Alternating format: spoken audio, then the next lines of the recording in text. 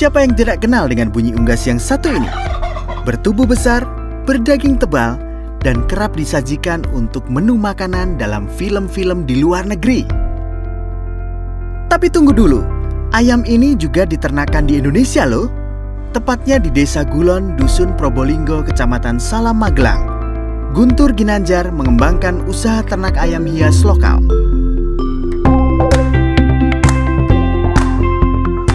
Kalkun itu kan bawaan dari penjajah Belanda dulu, zaman Portugis juga, zaman Inggris juga.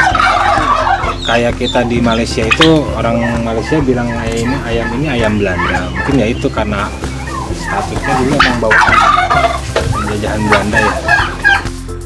Ayam jenis satu ini tidak memiliki jenis-jenis tertentu. Yang membedakan adalah warna bawaan mereka.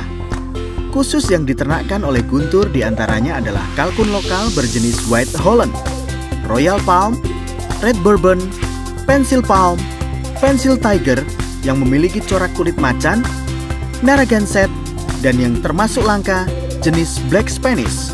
Kalkun yang diternak kebanyakan sebagai ayam hias yang bisa ditaruh di sekitar pekarangan.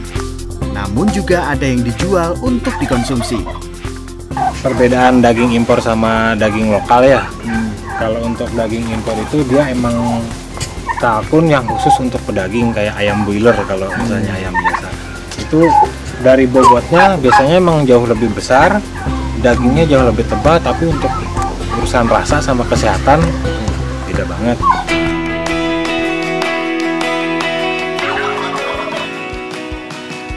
Sepasang kalkun indukan dihargai mulai dari 500 hingga 800 ribu rupiah, tergantung bobot dan jenisnya.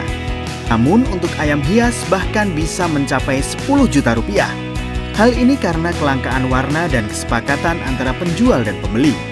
Sedangkan anakan kalkun lokal berkisar antara 40 ribu rupiah hingga 400 ribu rupiah. Sedangkan pedaging kalkun hidup dihargai 50 hingga 60 ribu per kilonya. Sedangkan karkas atau yang sudah segar mencapai 100 ribu rupiah per kilogram.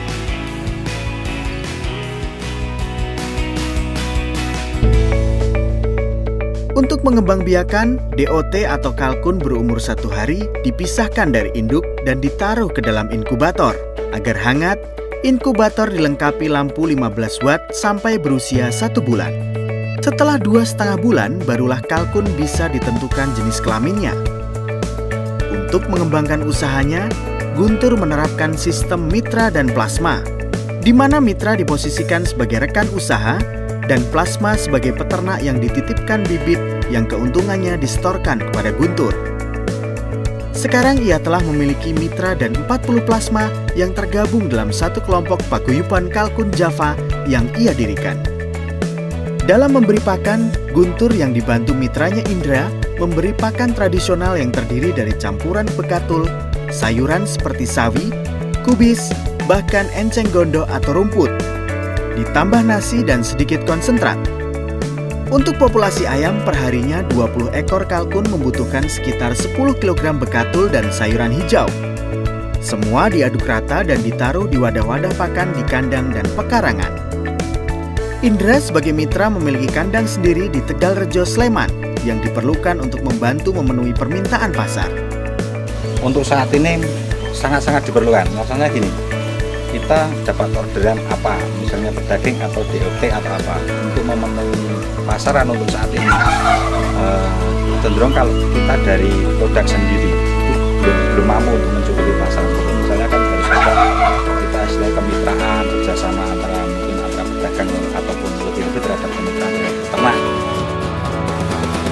Kecukupan dan bentuk kandang juga menghindarkan dari adanya wabah penyakit yang dapat menjangkiti kalkun.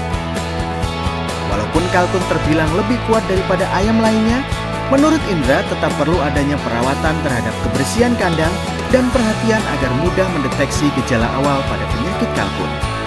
Misalnya saja jika kalkun sudah mulai tidak mau makan. Perubahan cuaca dapat membuat kalkun mengalami susah makan. Peternak bisa menyuapi campuran nasi, pur dan konsentrat serta obat penambah nafsu makan, yaitu tetraklor dan vitamin B kompleks. Lalu kalkun dikarantina di kandang khusus. Dari usahanya ini Guntur bisa mendapatkan rata-rata omset 4 hingga 5 juta per bulan.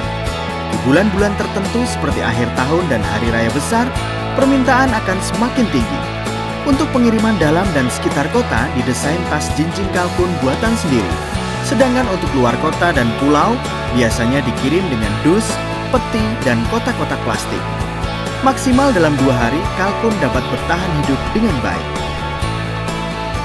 Tidak sampai di situ, Guntur dan mitra kerjasamanya masih dapat memperoleh untung dari telur dan bulu kalkun. Bulu-bulu cantik yang berasal dari ekor, sayap, dan dada kalkun ini digunakan sebagai aksesoris, tarian tradisional, dan olahraga panahan serta lainnya. Harganya berkisar antara Rp3.000 hingga Rp15.000 bergantung dari panjang dan keindahan motifnya. Bulu sempurna berasal dari ayam dewasa berusia 8 hingga 12 bulan, sedangkan telur kalkun dihargai Rp25.000. Semuanya dijual secara online untuk menjangkau pasar yang lebih luas. Nah, bagaimana pemirsa? Menarik sekali tentunya. Nantikan informasi dari para peternak dan petani lokal yang tidak kalah inspiratif lainnya hanya di Agronews TV Indonesia.